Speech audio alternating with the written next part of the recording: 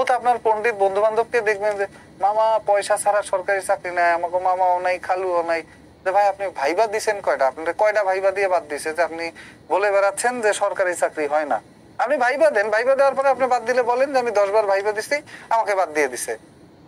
তারপর না কথা, আপনি আগে যান, মাঠে নামেন, পরীক্ষা দেন, 10টায় বাদ পড়েন। আমার নিজের পরিচিত বন্ধু আছে অনেকে, যারা হলো আপনার এই কম্পিউটার টাইপিস্ট, এরপর ইউনিয়ন পরিষদের সচিব এখানে চাকরি করতেছে, ভূমি অফিসের নাজিরে চাকরি করতেছে, ওরা রয়্যাল লাইফ লিড করতেছে এবং ওদের চাকরি বিনা পয়সায় হয়েছে।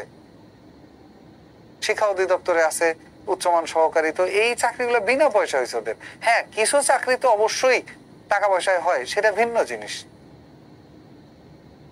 ওকে, তো একটা চাকরি পাইলে তারপরে হলো আপনি করবেন কি করবেন না সেটা আপনার বিষয়। আমি বলি নাই যে এইটাই আপনাকে পার্মানেন্ট করতে হবে, এইটাই সম্মানজনক, পাশে কোনো কাজ হবে না, ওই এমএ পাশের কোনো সম্মান নেই। এটা টু বি অনেস্ট একটা রাইট কথা বর্তমান কনটেক্সটে বা প্রেক্ষাপটের সাথে। সো টাকা পয়সা এটা দিয়েই যে সবাই চাকরি নেয় এরকম না, সবাই যে ঘুষ দিয়েই চাকরি নেয় এরকম না। আপনি এক্সাম দিতে থাকেন, আপনি অ্যাপ্লিকেশন করতে থাকেন, আপনি পরীক্ষা দিতে থাকেন, 5টা ভাইবা দেওয়ার পরে আপনি বলবেন যে স্যার 5টা ভাইবা দিছি, প্রত্যেকবার আমাকে বাদ দিয়ে দিছে, বা প্রত্যেকবারই আমি একেবারে 100-র মধ্যে 100 মার্কের অ্যান্সার করে আসছি, আমি অন্তত 90 পাওয়ার মতো পরীক্ষা দিচ্ছি, কিন্তু ওরা আমাকে নেয় নাই। তখন আপনি এসে বলতে পারেন আর পরীক্ষা দিয়েছেন স্যার মনে হয় 100-র মধ্যে 49 হয়েছে, 48 পাইতে পারি। তো আপনার থেকে বেশি পাওয়ার মতো হিউজ ক্যান্ডিডেট আছে বর্তমানে। আমার অফিস সহকারী, অফিস সহায়ক, এইসব পোস্টে বহু স্টুডেন্ট আছে যাদেরকে দেখা, আমি কাউকে খাটো করে দেখাচ্ছি না বা ছোট করে বলার জন্য না। একটা সময় ছিল যখন প্রাইমারিতে ঢাকা ইউনিভার্সিটির কোনো ছেলে অ্যাপ্লিকেশন করতো না, আর এখন ওরকম একটা চাকরি পেলে শান্তিতে করবে বসে।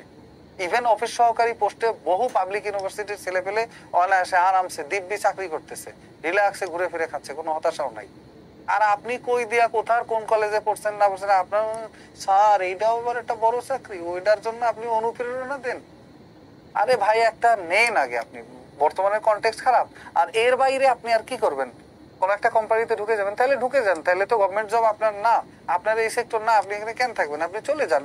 যারা অনার্স পাশের পরের দিন থেকে কোম্পানিতে চাকরি শুরু করে, ও 5 বছর পর স্যালারি 50, 60, 70 হাজার টাকা হয়ে যায়, তাহলে কেন আপনি খামাখাই 16 হাজার টাকা বেতনের চাকরির জন্য বসে আছেন? যান। বাংলাদেশের কনটেক্সটে যারা সরকারি চাকরি করে, উনি প্রস্রাব করলে সে প্রস্রাবের জন্য সরকার ওনার পয়সা দেয়, যে উনি হেঁটে যেয়ে প্রস্রাব করে আসছে, এটার জন্য ওনাকে সরকারি ভাতা দিল।